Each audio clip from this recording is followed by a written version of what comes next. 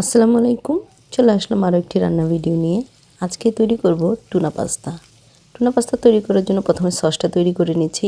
Sauce বানানোর জন্য প্রথমে প্যানের মধ্যে তেল দিয়ে দিলাম রসুন কুচি, পেঁয়াজ কুচি, তারপরে পাস্তা সস দিয়ে এখানে আমি স্বাদ মতো লবণ দিয়ে দিলাম।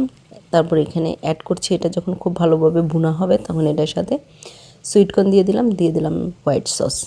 তারপরে এই যে যখন সসটা হয়ে যাবে তখন এটার উপরে ধনিয়া পাতা দিয়ে দিচ্ছি ফ্লেভারের জন্য। আর তারপরে এই যে পটের যে টুনাটা সেটা এটার সাথে অ্যাড করে দিচ্ছি। এই তো রেডি হয়ে গেল টুনা পাস্তার যে সসটা সেটাই।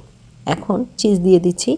চিজ দিয়ে আগে থেকে সিদ্ধ করা পাস্তা দিয়ে মিক্স করে নেবেন। এখন চুলাটা বন্ধ করে দিয়ে শুধু মিক্স করে নিলেই কিন্তু রেডি হয়ে যাবে খুবই মজার টুনা পাস্তা। বানানো খুবই সহজ, খেতে কিন্তু অনেক মজার। তো এই ছিল আজকের ভিডিও। ভালো লাগলে আপনারাও কিন্তু ট্রাই করতে পারেন বাসায় আমার মতো করে। আজকের মতো বিদায় নিচ্ছি। আল্লাহ হাফেজ।